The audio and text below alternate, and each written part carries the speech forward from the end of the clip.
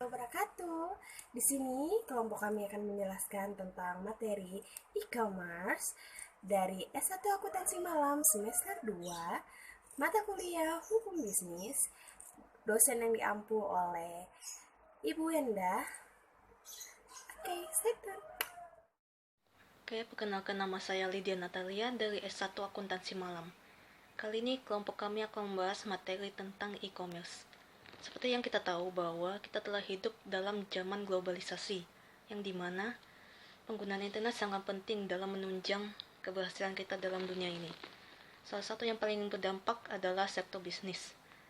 Nah, di sektor bisnis ini kemudian muncul istilah e-bisnis atau e-commerce. Untuk mengetahui apa itu e-commerce, kita akan membahasnya secara lebih lengkap. Jadi e-commerce adalah penghubung perusahaan, konsumen, produsen, dan komunitas berupa penyebaran, penjualan, pemasaran barang dan jasa melalui sistem elektronik, melalui media internet. E-commerce ini adalah bagian dari e-bisnis secara lebih luas. Nah, untuk materi selanjutnya akan dijelaskan oleh teman saya. Di sini saya akan menjelaskan tentang unsur-unsur e-commerce itu ada 3.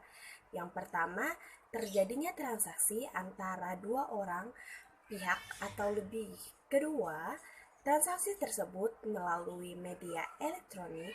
Ketiga, bertujuan untuk memperdagangkan barang dan jasa.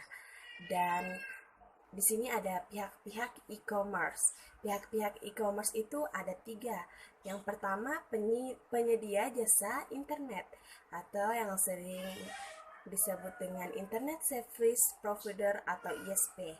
Dan ISP ini adalah pemilik uang elektronik yang disebut website, terdiri dari set yang satu dengan lainnya dan dapat dibedakan. ISB dipasarkan oleh penyalur jasa internet, contohnya seperti IndiHome, Telkomspeedy, dan yang kedua ada pengembangan. Pengembangan ini juga sering disebut dengan intellectual again. Pelaku bisnisnya yang mengadakan kontrak langsung dengan ISP. Dan yang ketiga ada customer atau pemakai. Itu kita sendiri yang sering disebut dengan customer atau pemakai. Pihak konsumen yang bermaksud mengadakan transaksi atau membuat perjanjian dengan pihak presiden melalui media internet.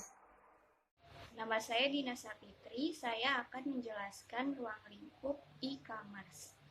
Yang pertama ada business to business atau B2B, yaitu bisnis yang dilakukan oleh orang atau pihak yang saling memiliki kepentingan bisnis, atau bisa juga disebut sebagai bisnis antar perusahaan.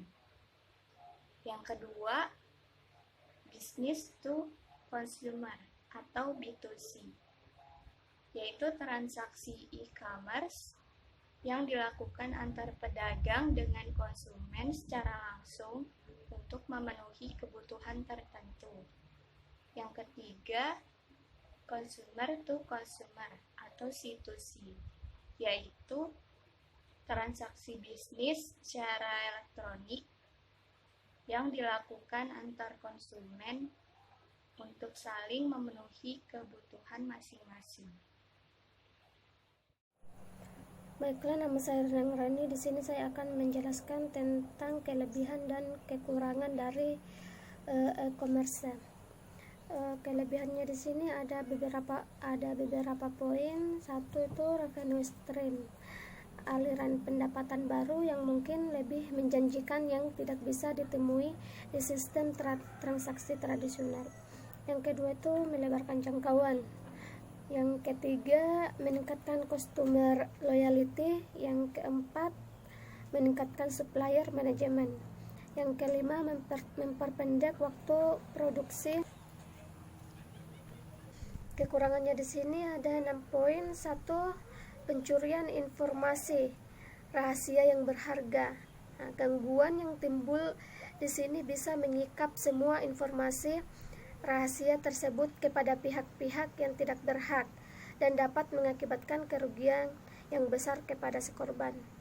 Yang kedua itu kehilangan kesempatan bisnis. Nah, karena gangguan pelayanan, kesalahan ini bersifat kesalahan non teknis, seperti aliran listrik tiba-tiba padam.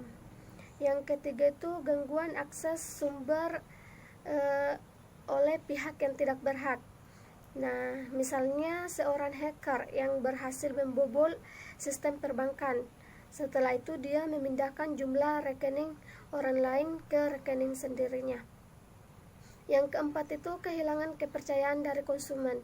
Nah, ini dikarenakan berbagai macam faktor, seperti usaha yang dilakukan oleh pihak dengan sengaja yang berusaha menjatuhkan reputasi dari perusahaan tersebut.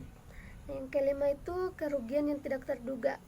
Kerugian yang tidak terduga di sini terjadi karena adanya yang dilakukan dengan sengaja, ketidakjujuran, praktek bisnis yang tidak benar, atau kesalahan faktor manusia, dan juga kesalahan dari sistem elektronik. Yang terakhir itu kehilangan segi finansial secara langsung karena kecurangan, atau seorang penipu bisa mentransfer uang dari rekening ke rekening lainnya, atau dia telah mengganti semua data finansial yang ada. Musliani, NIM 1411938. Saya akan menjelaskan tentang kesimpulan e-commerce.